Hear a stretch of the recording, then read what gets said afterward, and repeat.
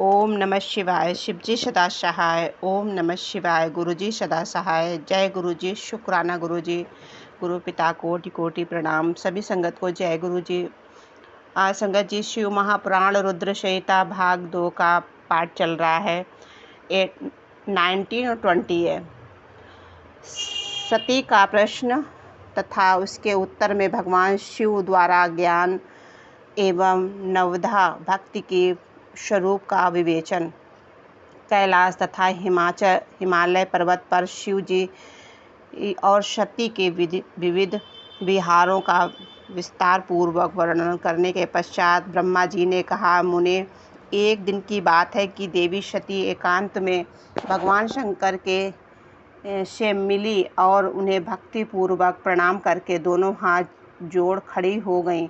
प्रभु शंकर को पूर्ण प्रसन्न जान नमस्कार करके विनीत भाव से खड़ी हुई दक्ष कुमारी सती भक्ति भाव से अंजलि बांधे बोली। सती ने कहा कि देव महादेव करुणा सागर प्रभु दीनों द्वार परायण महायोगिन, मुझ पर कृपा कीजिए। आप परम पुरुष हैं, सबके स्वामी हैं, रजोगुण तत्वगुण और तमोगुण से परे हैं, निर्गुण भी है, सगुण भी, सबके साक्षी निर्विकार हैं।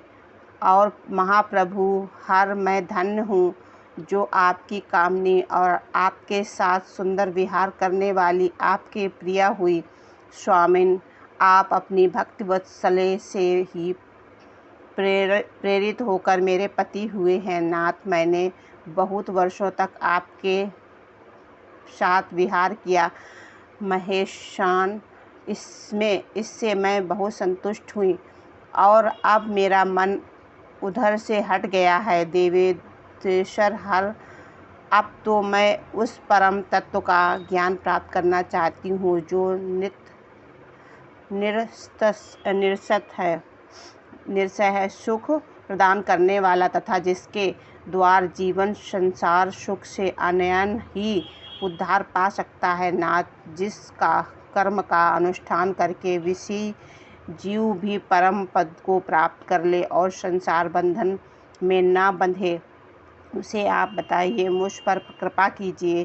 ब्रह्मा जी कहते हैं कि मुनि, इस प्रकार आदि शक्ति महेश्वरी सती ने केवल जीवों के उद्धार के लिए जब उत्तम भक्ति भाव के साथ भगवान शंकर से प्रश्न किया, तब उनसे उस प्रकार को सुनकर स्वेच्छा से शरीर धारण करने वाली तथा योग के द्वारा योग से विस्तृत चित्त वाली स्वामी शिव ने अत्यंत प्रसन्न होकर सती से इस प्रकार कहा कि शिवे बोले, देवी दक्ष नंदिनी महेश्वरी, सुनो, मैं उसी परम तत्व का वर्णन करता हूँ जिसकी वासनावद जीव तत्काल मुक्त हो सकता है। परमेश्वर, तुम विज्ञान को परम तत्व जानो।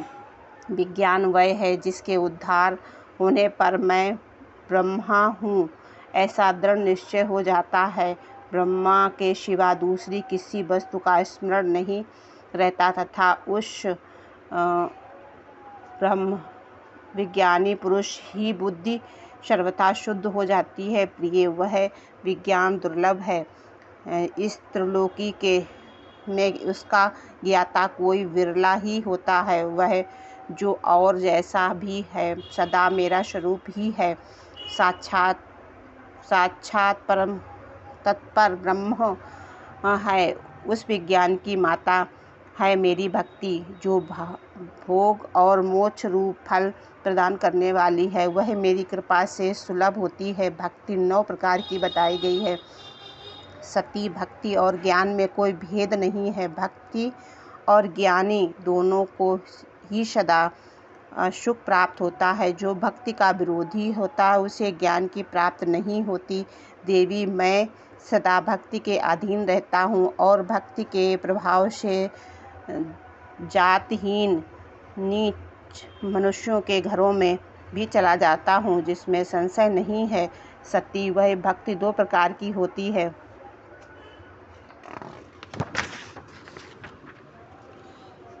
सगुणा और निर्गुणा।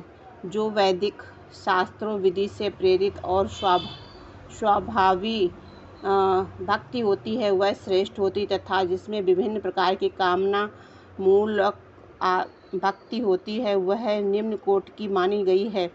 पूर्वोक्त सगुणा और निर्गुणा ये दोनों प्रकार की भक्तियाँ नैष्ठिक की अनैष्ठिक की भेद से दो भेद वाली होती हैं। नैष्ठिक की भक्ति 6 प्रकार की जानी चाहिए और अनैष्ठिक की एक ही प्रकार की कही गई है। विद्वान पुरुष विवाहिता और अविवाहिता आदि भेद से उसे अनेक प्रकार की मानते हैं। इस विविध भक्तियों के बहुत से प्रभेद होने के कारण इसके तत्व का अन्यन वर्णन किया गया है। ये मुनियों ने सगुणा और निर्गुणा दोनों भक्तियों के 9 अंग बताए हैं। दक्ष नंदिनी, मैं अब 9 अंगों का वर्णन करता हूँ, तुम प्रेम से सुनो। देवी श्रवण कीर्तन, श्रवण सेवन, दक्ष अर्चन, सदा मेरा वंदन, सख्य और आत्मसमर्पण ये विद्वानों की 9 भक्तियों के 9 अंग माने गए हैं। शिवे भक्ति के उपार्ग भी बहुत से बताए गए हैं। देवी अब तुम मन लगाकर मेरी भक्ति के पूर्वोक्त 9 अंगों के पृथक पृथक लक्षण सुनो। वे लक्षण भोग तथा मोक्ष प्रदान करने वाले हैं। जो स्थिर आसान से बैठकर तन मन आदि से मेरी कथा कीर्तन आदि का नित्य सम्मान करता हुआ प्रसन्नता पूर्वक अपने श्रवण पुटों से अपने अमृतोपन से रस का पान करता है, उसे इस साधन को श्रवण करते जो हृदय काश के द्वारा मेरे दिव्य जन्म कर्मों का चिंतन करता है, वह प्रेम से वाणी द्वारा उसका उच्च स्वर से उच्चारण करता है, उसे इस भजन साधन को कीर्तन कहते हैं। देवी मुझ नित्य महेश्वर को सदा और सर्वत्र व्यापक जानकर जो संसार में नित्य निरंतर निर्भय करता है उसी को स्मरण कहा गया है। अरुणोदय से लेकर हर समय सेवक की अनुकूलता का ध्यान करते हुए हृदय और इंद्रियों से जो निरंतर सेवा की जाती है वही सेवन नामक भक्ति है। आपको प्रभु का किरकर समझकर हृदयामृत से भोग में स्वामी का सदा प्रिय संपादन करना दास्य कहा गया है। अपने धन वैभव के अनुसार शास्त्रीय विधि से मुझ परमात्मा को सदा पाद आदि 16 उपचारों का जो समर्पण करता है उसे अर्चन कहते हैं। मन से ध्यान और वाणी से वंदनात्मक मंत्रों के उच्चारण पूर्वक ओठों अंगों से भूतल का स्पर्श करते हुए जो इष्ट देव को नमस्कार किया जाता है उसे वंदन कहते हैं। ईश्वर मंगल और अमंगल जो कुछ भी करता है वह सब मेरे मंगल के लिए ही है, ऐसा दृढ़ विश्वास रखना शाक्य भक्ति का लक्षण है। देह आदि जो कुछ भी अपनी कही जाने वाली वस्तु है वह सब भगवान की प्रसन्नता के लिए उन्हीं को अर्पित करके अपने निर्वाह के लिए भी कुछ बचाकर न रखना अथवा निर्वाह की चिंता से रहित हो जाना और आत्मसमर्पण कहलाता है। ये मेरी भक्ति के 9 अंग हैं जो भोग मोक्ष प्रदान करने वाली है।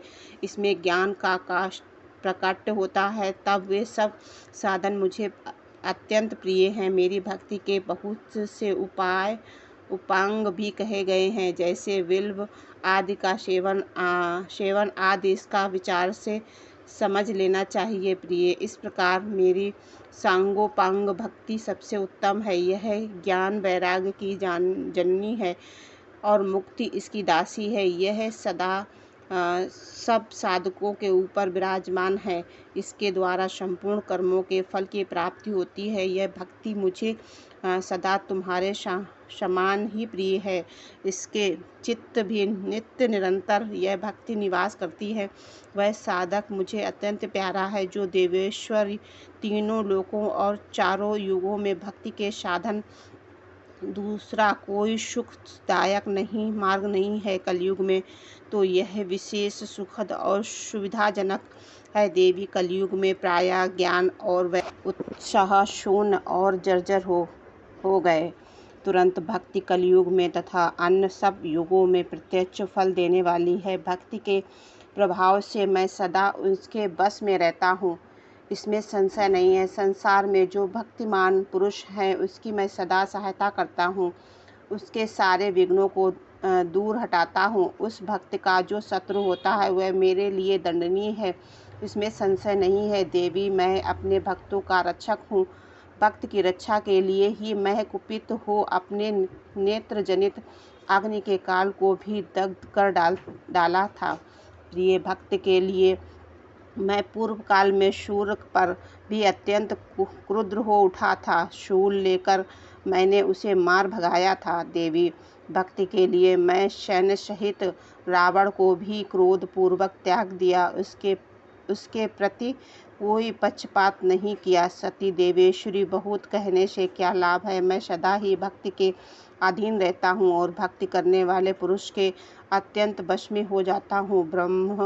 ब्रह्मा जी कहते हैं, नारद, इस प्रकार भक्त का महत्व सुनकर दक्ष कन्या सती को बड़ा हर्ष हुआ। उन्होंने अत्यंत प्रसन्नता पूर्वक भगवान शिव को मन ही मन प्रणाम किया। मुने सती देवी ने पूर्ण भक्ति कांड विषय शास्त्र से विषय में भक्ति पूर्वक पूछा। उन्होंने जिज्ञासा की, जो लोग सुखदायक तथा जीवों के उद्धार के साधुओं का प्रतिपादक है वह शास्त्र कौन सा है। उन्होंने यंत्र मंत्र शास्त्र और उनके महत्व तथा जीवोद्धार का धर्म में साधकों के विषय में विशेष रूप से जानने की इच्छा प्रकट की है। सती के इस प्रश्न को सुनकर शंकर जी के मन में बड़ी प्रसन्नता हुई। उन्होंने जीवों के उद्धार के लिए सब शास्त्रों का प्रेम पूर्वक वर्णन किया है। महेश्वर ने पांचों अंगों सहित तंत्र शास्त्र और यंत्र शास्त्र तथा विभिन्न देवेश्वरों की महिमा का वर्णन किया है। मुनीश्वर इतिहास कथा सहित उन देवताओं से भक्ति की महिमा का वर्णन, श्रवण धर्मों का तथा राज धर्मों का भी निरूपण किया है। पुत्र स्त्री के धर्म की महिमा का, कभी नष्ट न होने वाले वर्णाधर्म का और जीवों को सुख देने वाले वैदिक शास्त्र और ज्योतिष शास्त्र का भी वर्णन किया है। महेश्वर ने कृपा करके उत्तम सामुद्रिक शास्त्र तथा और भी बहुत से शास्त्रों का तत्व वर्णन किया है। इस प्रकार लोकोपकार करने के लिए सद्गुण संपन्न शरीर धारण करने वाले त्रिलोक सुखमयी और सर्वत्र सती शिव हिमालय के कैलाश शिखर पर तथा अन्य स्थानों में नाना प्रकार की लीलाएं करते थे। वे लोग दोनों दाम्पत्य साक्षात परम ब्रह्म स्वरूप हैं। जय गुरु जी, शुक्राना गुरु जी, अनंत कोटि शुक्राना।